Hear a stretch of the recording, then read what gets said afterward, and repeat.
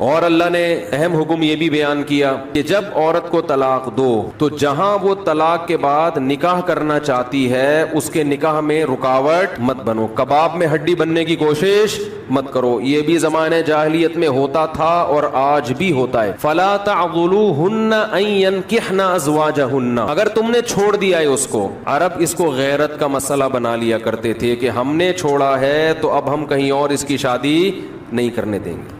ہمارا معاذ اللہ یوں کہتے تھے تھوکا ہوا مال، جیسے آج بھی لوگ کہتے ہیں ہم نہیں کسی کہیں اس کو نکاح کرنے دیں گے۔ اس سے بھی قرآن نے کیا کیا؟ منع کیا۔ اور اس سے بھی منع کیا کہ اپنی مرضی سے زبردستی اس کا نکاح بھی مت کراؤ طلاق یافتہ کا۔ ینکحن ازواجہن، اپنے سلیکٹڈ شوہر سے نکاح کرنا چاہتی ہے تو تم کباب میں ہڈی بولو نہیں بنو، یعنی اس کو یہ رائٹ ہے کہ وہ جہاں چاہے نکاح کرے۔ یہ بھی خرابی ہے آج کل بعض علاقوں میں، یہ خرابی ہے کہ بیوہ کو یا طلاق یافتہ کو نکاح تو کرنے دیتے ہیں، لیکن بعض علاقوں میں دستور ہے نکاح ہمارے ہی خاندان میں ہوگا، آپ ہمارے خاندان سے باہر نہیں جا سکتی۔ اس کو بھی قرآن نے کیا کیا؟ بولو ختم۔ نکاح بھی سے بھی نہیں روک سکتے، اور نکاح بھی وہاں ہوگا جہاں آپ نہیں بلکہ یہ چاہے گی۔ اس میں اللہ نے عمر کی کوئی قید نہیں لگائی، 40 سال کی بیوہ یا طلاق یافتہ ہو، 50 سال کی ہو، 55 سال کی ہو، یہ تمہارا ہیڈ ایک نہیں ہے، تمہیں زیادہ ٹینشن لینے کی ضرورت نہیں ہے۔ لوگ بڑی ٹینشن لے رہے ہوتے ہیں کہ تمہیں ضرورت کیا ہے، اب 4 بچے ہیں تمہارے، 5 بچے ہیں، اس عمر میں تمہیں شادی کرتے ہوئے شرم نہیں آتی؟ چھوڑو بھائی، کیا ضرورت ہے؟ تو اللہ فرماتے ہیں کہ تمہیں ٹینشن لینے کی ضرورت بولو یہ اس کا ہیڈ ایک ہے، یہ تمہارا ہیڈ ایک نہیں ہے۔ جیسے کوئی 4 شادیاں کر رہا ہے تو اس کا ہیڈک ہے نا، آپ کا ہیڈک تھوڑی ہے یہ۔ آپ پتہ نہیں کیوں پریشان ہے، مفتی صاحب وہ کیا ہو گیا، وہی ان کا ہیڈک ہے، آپ کا ہیڈک نہیں ہے یہ۔ میں اپنی بھی درمیان میں لگا دیتا ہوں نا۔ تو ہر ایک کے ہیڈک ہم نے پالے ہوئے ہیں، وہ یہ کیوں کر رہا ہے، وہ یہ کیوں کر رہا ہے، وہ کم عمر سے شادی کیوں کر رہا ہے، وہ بڑی عمر سے شادی کیوں کر رہی ہے، یہ ہوتے ہیں نا لوگوں کے مسائل۔ اس نے یہ کیوں کر لیا؟ ایک خاتون نے مجھے بتایا کہ وہ ایک دفعہ بیوہ ہوئی، اللہ کی قدرت دوبارہ شادی، دوبارہ بیوہ ہو گئی۔ تیسری دفعہ جب ان کی شادی ہو رہی تھی لوگ مذاق اڑا رہے تھے، بس کرو یار 2 دفعہ بیوہ ہو گئی، اب آرام سے بیٹھو۔ اب وہ بیوہ تو کوئی بھی ہو سکتا ہے، جوانی میں بھی عورتیں بیوہ ہو جاتی ہیں۔ تو اب دیکھو لوگوں کو تکلیف ہو رہی ہے، بھائی یہ اس کا ہیڈک ہے۔ اچھا لوگ اس سے شادی کرتے ہوئے ڈر رہے تھے ان سے کہ میں بھی بیوہ پھر میں نہ مر جاؤں، تو اس کا اس سے کوئی تعلق نہیں ہے۔ ہو سکتا ہے 2 دفعہ بیوہ ہونا تقدیر میں لکھا ہو، 3 دفعہ نہ ہو۔ یہاں مجھے وہ چٹکلا یاد آتا ہے، وہ ایک آدمی نے، ابے چھوڑو چٹکلوں کو، ابھی قرآن کو فوکس کرتے ہیں۔ آخر میں چٹکلے ہونا یہ صحیح ہوتا ہے، درمیان میں ہی آ جائیں تو پھر سارا موضوع چینج ہو جاتا ہے۔ اتنے اچھے احکام بیان ہو رہے ہیں قرآن کے، آگے اس کو آپ نے لوگوں کو بتانا بھی ہے۔ تو اللہ نے حکم دیا کہ طلاق کے بعد ایک دھیلا واپس نہیں لینا، خلا کی صورت میں لے سکتے ہو، مگر خلا بھی شوہر کی رضا سے ہوتا ہے، یک طرفہ نہیں ہوتا، یاد رکھیں۔ دوسرا کام تم نے کیا کرنا ہے، اس کو کہیں اور نکاح سے روکنا نہیں ہے۔ تیسرا کام یہ کرنا ہے نکاح بھی وہاں کرنا ہے جہاں وہ چاہتی ہے، تمہاری مرضی نہیں مسلط ہوگی، اس کی مرضی چلے گی۔ اور اگر پرانے شوہر سے نکاح کرنا چاہے اور 2 طلاقیں ہوئی ہوں تو وہاں بھی کر سکتی ہے، کیونکہ آیت کا ایک شان نزول بھی ہے۔ ایک صحابی نے اپنی بہن کا نکاح کسی صحابی سے کرایا، تھوڑے دنوں میں طلاق ہو گئی، طلاق ایک تھی، عدت ختم ہوئی، نکاح ختم۔ اب تھوڑے دنوں کے بعد دوبارہ ان دونوں کا دل چاہنے لگا کہ ہم آپس میں کمپرومائز کر لیں۔ ہوتا ہے وقتی طور پر اختلافات بہت زیادہ ہوتے آتے ہیں، جب دور رہتے ہیں تو آپس میں میلان ہونے لگتا ہے۔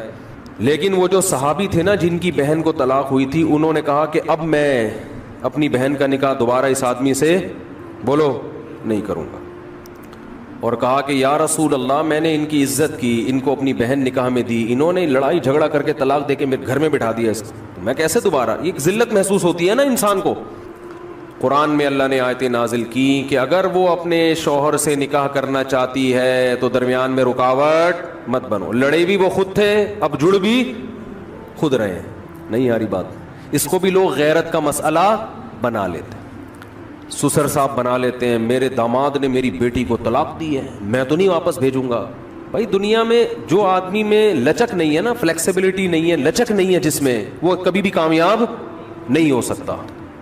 یاد رکھو یہ جو ہوتا ہے نا، میں اصول کا پکا، بھائی اصول کا پکا ہونا تو اچھا ہے، لیکن یہ اصول ہی غلط ہے کہ جو کہہ دیا تو اس پہ قیامت تک قائم رہنا ہے، یہ اصول ہی غلط ہے۔ اصول یہ ہونا چاہیے کہ جب موقع کی مناسبت سے جو بات ٹھیک لگے گی اپنے آپ کو چینج کر لوں گا. یہ اصول ٹھیک ہے, اس اصول پہ پکے رہو, اور یہ نبی سے ہمیں ملتا ہے یہ اصول. حدیث میں آتا ہے ایک صحابی نبی کے پاس آئے, مجھے صدقہ چاہیے, یہ چاہیے, وہ چاہیے. آپ نے فرمایا اللہ کی قسم تم پر خرچ نہیں کروں گا میں. وہ چلے گئے, آپ نے دوبارہ بلایا, فرمایا ان پہ صدقہ کرو, دے دو. وہ پریشان, یا رسول اللہ آپ نے تو قسم اٹھائی تھی کہ میں آپ کو نہیں دوں گا.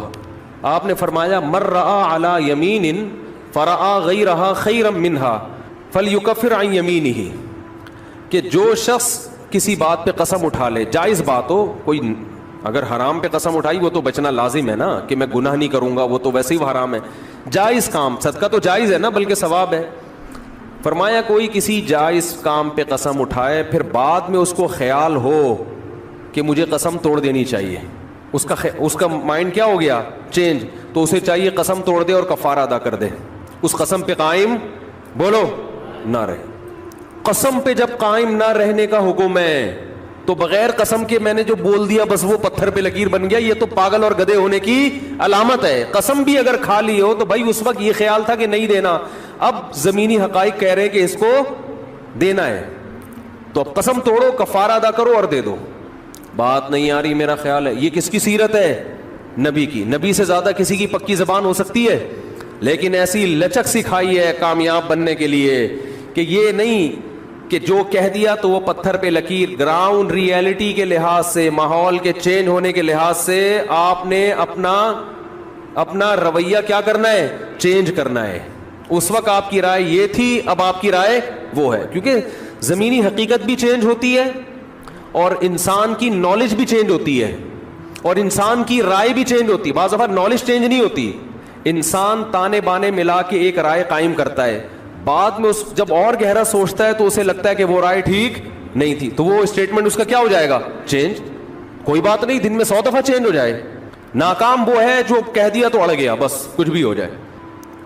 اب دیکھو ایک آدمی آپ کو مستحق نظر نہیں آ رہا تھا, آپ نے کہا اللہ کی قسم تجھے میں صدقہ نہیں دوں گا, تو فراڈی ہے. بعد میں پتہ چلا نہیں فراڈی نہیں ہے, آپ کو نہیں, میں نے تو بول دیا تھا میں نہیں دوں گا. بھائی اب فراڈی ہونے کی بیس پہ نہیں دے رہے تھے, تو اب پتہ چل گیا یہ فراڈی نہیں ہے. بعض دفعہ پہلے بھی پتا تھا فراڈی نہیں ہے, اب بھی پتہ ہے نہیں ہے, لیکن پہلے خیال تھا کہ نہیں دینا چاہیے, اب خیال ہے کہ دے دینا چاہیے, تو رائے چینج کر لو. بہت مشکل ہے. اور گھریلو جھگڑوں میں تو میاں بیوی کی طبیعت میں اگر لچک نہیں ہے نا, 4 دن بھی ان کا رشتہ نہیں چل سکتا. یہ تو مجھ سے ابھی لکھوا کے سگنیچر انگوٹھے لگا لو, جیسے سبزی والے نے ٹھپے لگائے تھے انگوٹھے کے, انگوٹھے لے کے گھوم رہا ہوں. لیکن آپ انگوٹھے نہیں, آپ مجھے پکڑ لینا, میں کہاں بھاگوں گا. وہ جب بھی انگوٹھے کی بات آتی ہے مجھے وہ سبزی والا یاد آتا ہے جس کو میں نے بزنس کے لیے پیسے دیے تھے, اور اس نے ایمانداری میں اسٹیمپ پیپر پہ اپنے انگوٹھے لگا کے دیے تھے. جب وہ پیسے لے کے بھاگا تو 3 سال میں نے وہ انگوٹھے سنبھال کے رکھے. اب لوگ مجھے کہتے ہیں نا وہ فلاں آدمی کو میں اتنے کروڑ روپے دے رہا ہوں تو اتنا ایماندار ہے, میں تو اسٹیمپ پیپر پہ لکھوا رہا ہوں اور انگوٹھے بھی لگوا رہا ہوں. میں کہتا ہوں یہ انگوٹھوں کا تذکرہ میرے سامنے مت کیا کرو, انگوٹھوں سے کچھ بھی نہیں ہوتا. بندہ اگر 2 نمبر ہے, اسٹیمپ پیپر بکری کو کھلا دینا, کسی کام کا نہیں ہے یہ اسٹیمپ پیپر, عدالت سے بھی نہیں نکلوا سکتے. سمجھتے ہو, لکھوایا کرو ضرور, لیکن اس سے ہوگا کچھ بھی نہیں. عدالت انگوٹھا دیکھ کے بولے گی بٹ ٹھیک ہے انگوٹھا, اب انگوٹھے کو پکڑ کے جیل میں ڈال دو, بس انگوٹھے کو دیے تم نے پیسے. بندہ تو پکڑائی میں آئے گا ہی نہیں, آ بھی گیا تو کچھ بھی نہیں کر سکتے. عدالت کہے گی دیے کیوں تھے. تو پیسہ دینے سے پہلے 100 دفعہ سوچا کریں. خیر, تو کیا بات چل رہی تھی, ابے انگوٹھے کی بات کہاں سے آئی.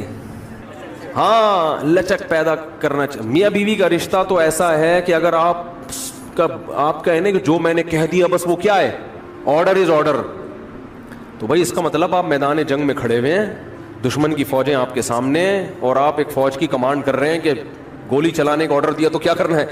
یہ گھر ہے, یہ میدان جنگ بولو نہیں ہے.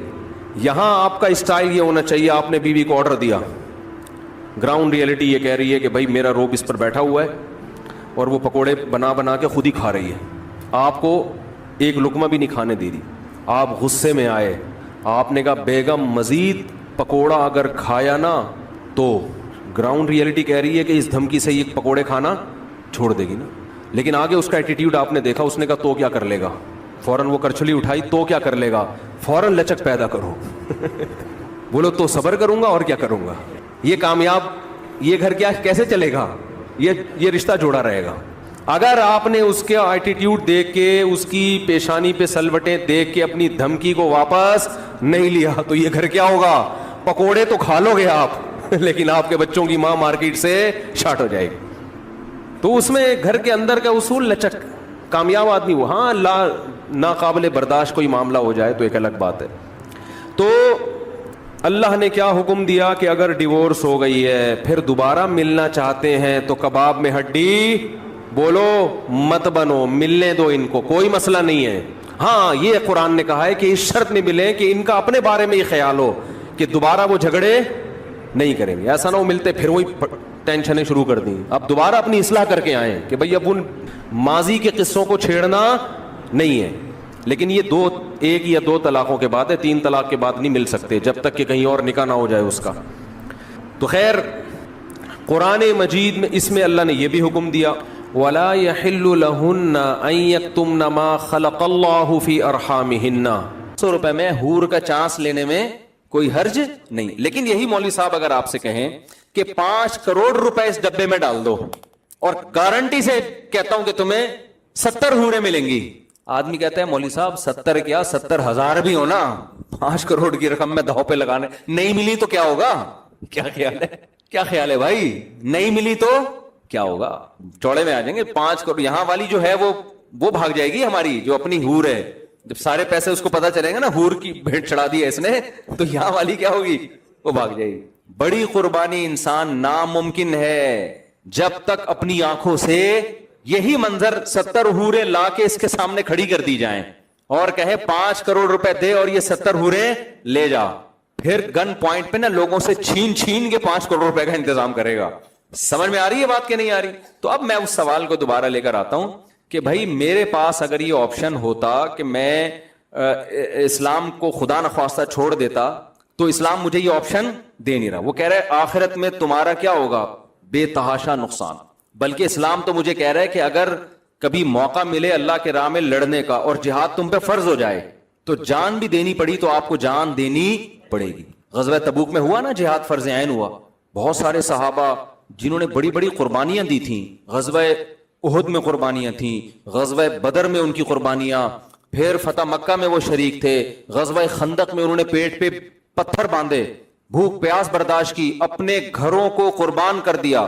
حضرت ابو سعید خدری رضی اللہ تعالی عنہ 10 سال کے نبی کی خدمت میں آئے, یا رسول اللہ میرے باپ بھی احد میں شہید ہو گئے, میرا بھائی بھی احد میں شہید ہو گیا, گھر میں کمانے والا کوئی بھی نہیں ہے, آپ ہمارے ساتھ تعاون کریں.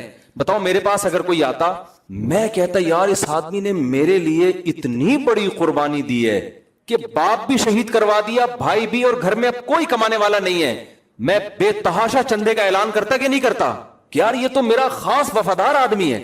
نبی نے اعلان نہیں کیا. نبی نے کیا فرمایا؟ من یستعفف یعفہ اللہ, جو اپنے دامن کو مخلوق کے سامنے ہاتھ پھیلانے سے پاک رکھنا چاہتا ہے نا, چاہتا ہے اللہ بھی ہمیشہ اس کے دامن کو مخلوق سے پاک. ہاتھ کس کے ساتھ سامنے پھیلا رہا ہے؟ پیغمبر کے.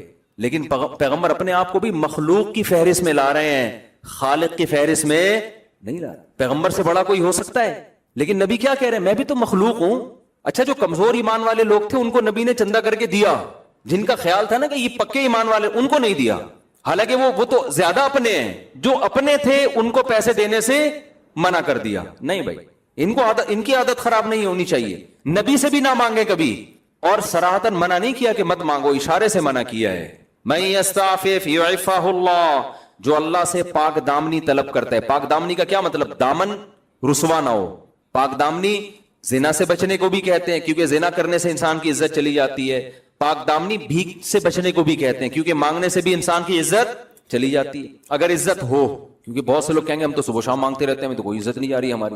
وہ ایک آدمی کسی محلے میں گیا, آیا, کہتا ہے یار اللہ کا شکر ہے کہ میری عزت نہیں ہے. میں نے کہا اس میں شکر کی کیا بات ہے؟ کہنا اگر عزت ہوتی تو آج میری بہت زیادہ بےزتی ہو جاتی تھی. آج میں نے ایسا کام کیا اس محلے میں کہ میری اگر عزت ہوتی نا تو آج میں بہت بے عزت ہو جاتا. تو کہہ رہا شکر ہے میری پہلے سے سرے سے کوئی عزت تھی نہیں. تو ہمیشہ بے عزتی عزت دار لوگوں کی ہوتی ہے, جو بے عزت ہوتے ہیں ان کی کوئی عزت نہیں ہوتی. تو بھیک مانگنے سے عزت جاتی ہے ان لوگوں کی جن کی پہلے سے سوسائٹی میں کوئی عزت ہو. تو نبی صلی اللہ علیہ وسلم نے فرمایا من یستعفف, جو اللہ سے پاک دامنی طلب کرتا ہے, یعنی اپنی عزت بچانا چاہتا ہے، اللہ بھی اس کی عزت بچاتے ہیں. کیا مطلب؟ اسے بھیگ کے داغ سے ہمیشہ کے لیے محفوظ کر لیتے، غیب سے اس کے لیے روزی کا انتظام کرتے ہیں. تھوڑا صبر کر لیا جائے نا، پیٹ کاٹ لیا جائے، بھائی کسی سے مانگنا نہیں ہے، تو اللہ پھر مدد کرتے ہیں. اللہ کہتے ہیں اس نے نہیں ہاتھ پھیلایا نا، اب میں اس کو لوگوں کا محتاج نہیں ہونے دوں گا، لیکن صبر کرنا پڑے گا. اور پھر دوسری بات نبی نے فرمائی وَمَن يَتَصَبَّرْ يُصَبِّرْهُ اللَّهُ، جو اللہ سے صبر مانگتا ہے. اب سوال پیدا ہوتا ہے اس عزت بچانے کے لیے تو بہت صبر کرنا پڑے گا. 10 سال کا بچہ جس کا باپ بھی شہید ہو گیا، جس کا بھائی بھی شہید ہو گیا، ماں اکیلی گھر میں ہے، وہ کیا کہے گی بھائی ہم نے اپنے خاندان کے سارے لوگ تو لٹا دیے، اب ہم فاقے کیسے برداشت کریں. تو ٹھیک ہے عزت اہم چیز ہے، صبر کتنا کرنا پڑے گا اس کے لیے. لیکن نبی نے اگلی جملے میں یہ بتا دیا من یتصبر، جو اللہ سے صبر مانگتا ہے نا، یصبرہ اللہ، اللہ اسے صابر بھی بنا دیتے ہیں. یہ صبر بھی کس سے مانگو؟ خالی پیسے نہیں اللہ سے مانگنے. غربت اور مہنگائی میں جو ٹینشن ہوگی اس ٹینشن کو ختم کرنا بھی کس سے مانگنا ہے؟ اللہ سے. اللہ مجھے اس پہ صبر دے، تو اللہ صبر دے دیتا ہے. اب آپ مجھے بتاؤ، اتنی بڑی قربانی، باپ شہید، بیٹا شہید، اور گھر میں فاقے، اور نبی نے بھی، حالانکہ نبی چندہ کر کے دے سکتے تھے، دوسروں کو بھی تو دے رہے تھے نا، جبکہ یہ امید ہو کہ میری مدد بھی کر سکتے ہیں، خالی ہاتھ واپس بھیج دیا. ایسے میں اگلی جنگ کے لیے اگر نبی بلائیں تو جس کا ایمان ایسا ہو جیسا ہمارا 500 والا، کہ 500 میں ٹرائل بیسس پہ آپ ایک ہور کا رسک لے سکتے ہیں، تو اگر ایسا ایمان ہوتا اگلی جنگ میں شرکت کرتے؟ بولتے کیوں نہیں میرے بھائی، کبھی بھی نہیں کرتے. لیکن انہوں نے ہر جنگوں میں نبی کا ہمیشہ ساتھ دی. بدر میں شریک ہونے والے، احد میں شریک ہونے والے، خندق میں تو کتنی ٹینشن تھی. اب آپ دیکھو اسلام کو اپنے دعوے کی سچائی کا یقین کتنا ہے کہ اسلام بھی کوئی لچک نہیں دکھا رہا. تبوک کا جب موقع آیا نا تو تبوک سے زیادہ سخت، اگر آپ تاریخ اٹھا کے دیکھیں ایسا لگتا ہے کہ اس سے زیادہ سخت کوئی آزمائش کا موقع تھا نہیں. احد میں بھی لڑائی بڑی سخت ہوئی ہے، لیکن وہ تو لڑنے کے بعد پتا چلا نا کہ سخت ہوئی ہے، پہلے تھوڑی پتا تھا. تبوک میں پہلے سے پتا تھا کہ اتنی ٹینشن والی لڑائی اب تک عالم اسلام میں ہوئی نہیں ہے، کہ بہت لمبا سفر، انتہائی شدید گرمی، اور کھجوروں کے پکنے کا ٹائم، جو پورے سال باغ پہ محنت کی ہے وہ پھل توڑنے کا وقت ہے، اور رومیوں سے لڑائی